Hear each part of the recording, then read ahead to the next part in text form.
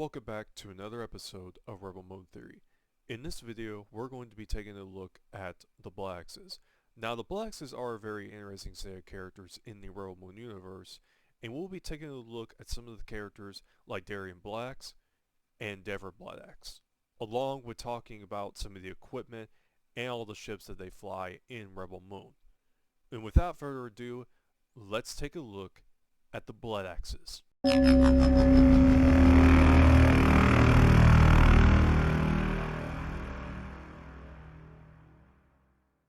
The group of Bloodaxes that can be seen in the RebelMoon films are led by two leaders known as Darien Bloodaxe and Dever Bloodaxe, who were both raised on the planet Sashu.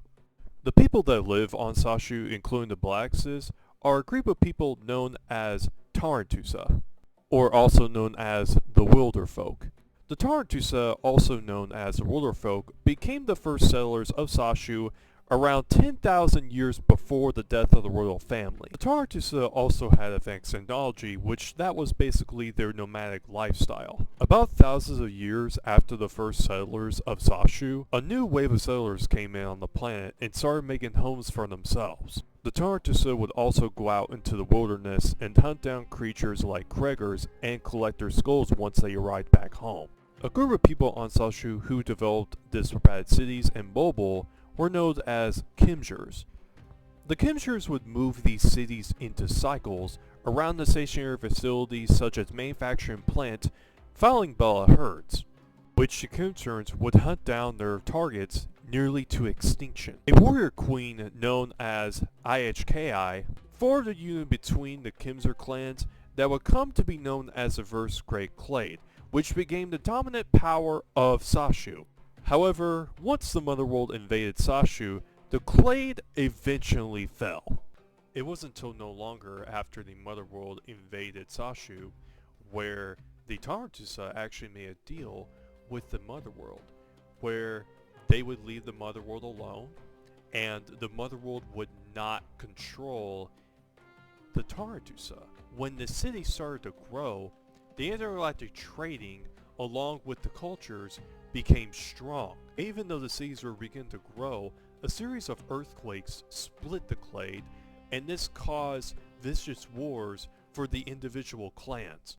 And these wars continued for centuries, and the wars did not end until one man showed up to conquer Sashu. His name was Kasema Dumakasha, who was previously known as Fidel Escallion. Kaseba Dumakasha was known as Kaseba the Conqueror, Kaseba the Bloodaxe, and also the grandfather of Darien and Dever Bloodaxe. During the Digger Wars, Fidel Escallion was a commander for the Motherworld's army on the planet Cairo, and even when he took charge during when his superiors failed him, he managed to clear to the uprising and was later on promoted as the lordship over from Sashu. When Fidel Escallion took the men at the disposal on Sashu, which he did decline taking up the resistance of the Motherworld, he joined their culture, and later on discovered a woman named Herat, who he did marry later on. Later on, Kasba and Herat had a son, which they named his son Fidelio Dumakasha, or you also may know him as Yisrael Bloodaxe, father of Darien and Devra Bloodaxe.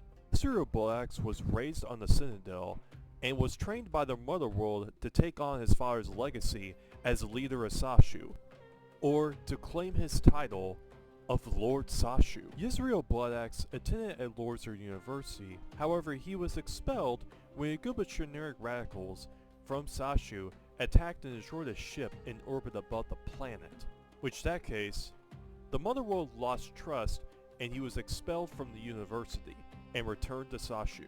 3 years later, Yisrael went out in the wilderness to go hunting, and he came across this giant Kreger.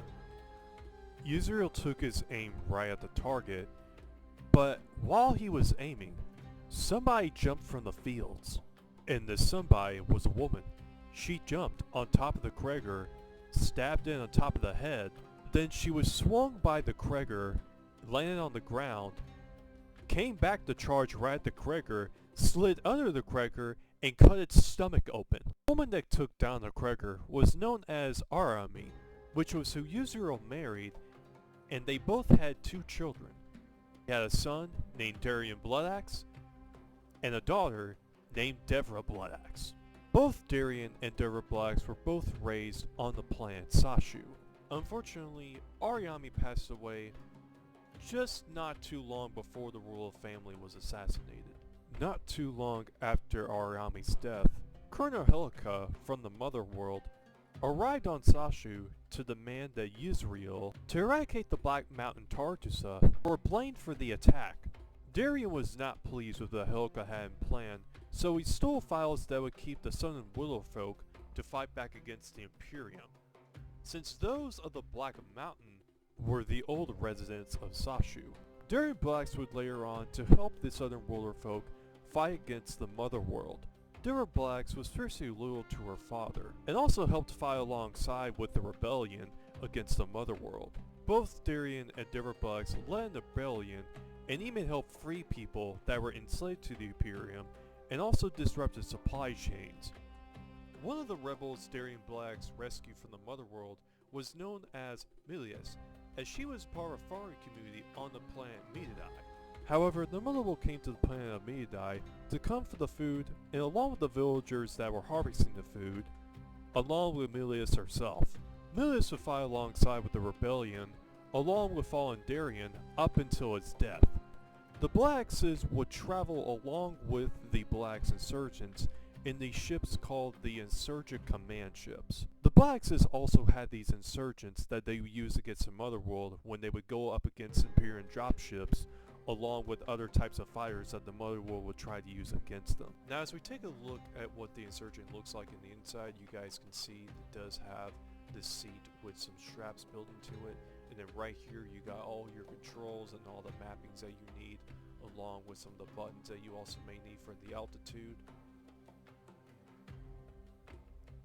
And you also got this huge windshield with some handles right here at the very front. And then as we take a look at what the ship looks like on the outside, you can see at the very front it's got these 2 guns at the front. Along with that, you can see more of what the cockpit looks like here on the outside, and then here in the back you got your thrusters.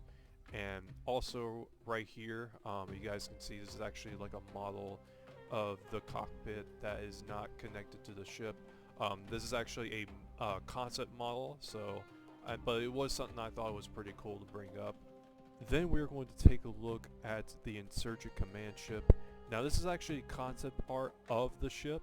As you guys can see right here, it has these ginormous thrusters that uses to fly out in space and also used to land very safely. And right here at the bottom, it's got this opening landing pad. There's like a door that opens up at the very bottom. And right here, you got the cockpit right here for the pilots. And then right in the back, it's got some thrusters out in the back, but they use the ship to carry all the Bloodaxe insurgents with them. And then here's a look at what the ship actually looks like in the films. As you guys can see, it has a little bit of a blackish color to it. And then there's some shots here from the bottom of the ship actually landing very safely, along with the fighters that are around it as well. A very interesting theory that I do want to share with you guys is that Zack Snyder actually cameoed in RebelMoon Part 2, and that he actually voices this Bloodaxe insurgent that's fighting along with the rebellion. But let's take a little close listen to this scene right here. Yes, Commander, on you. Target those drop ships! Yes, Commander, on you. Yes, Commander, on you. Yes, Commander, on you. Yes, Commander, on you. As we listen to the voice, you can hear that the voice sounds very similar to Zack Snyder. The Bloodaxe insurgents do use all different kinds of weapons, but if we take a look at Milius's gun, it does look very similar to a Vector, which is basically this SMG with this thin stock here in the back, and right here you also got your iron sights as well. And this part right here, to me, it really does resemble a Vector. Then as we take a look at Darien Bloodaxe's gun, which is also the one that Milius uses after Darien Bloodaxe's death, this gun is pretty huge. It's got a huge stock here in the back, along with a huge magazine, along with a huge barrel right here in the front, and then we got your huge iron sight. And behind the scenes, this gun was actually called Badass Gun, but the gun is actually a TM-87 battle rifle.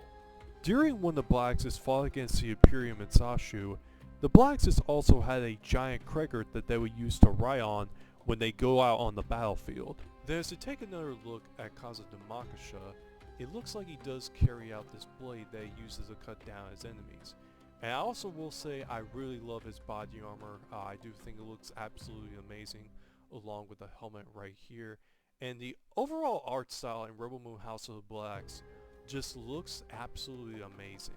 Along with that, there's also a statue of Kazudamakasha in the RebelMoon House of the Bloodaxe comic. And this one, as you guys can see, there's another look at the sword, which this one I believe is designed differently than the one that we saw earlier. And right here you can see another look at the helmet right here with the teeth at the very front, along with the 4 eyes here on the helmet. Both Kazudamakasha and Yuzuriel Bloodaxe received their name from the Nadu, who was the masked figures whom the people of the Hara clans would go to when they reached 30 seasons to be given their clan name. And the names that they would receive would be the ones that would be used for the rest of their lives and would represent who the Nadu unearthed them to be. One of the antagonists in RebelMoon House of the Bloodaxe, known as Karmuk, was the leader of the Southern Wilderfolk, and threatened uprising against Yuzuriel Bloodaxe for years. But even though Yuzuriel Bloodaxe was allies with the Southern Wilderfolk, Karmuk just did not like his leadership, which in RebelMoon House of the Bloodaxe, the Southern Wilderfolk went up against the Imperium. Later on in RebelMoon House of the Bloodaxe, Darien Bloodaxe actually kills his father Yuzuriel Bloodaxe, and during Yuzuriel's final moments, he actually sees Kazudamakasha inside his son, Darien Bloodaxe. If you're a huge fan of the Bloodaxes in RebelMoon, you should check out RebelMoon House of the Bloodaxe, which is the first ever RebelMoon comic. A hardcover is available for the book that comes with all 4 issues in one book and is available to purchase on Amazon. Each issue actually comes with a few different covers, but I will be actually covering that on a later video. And I hope everybody enjoyed today's video of the Bloodaxes. Have a wonderful Thanksgiving, and I will see you guys in the next video.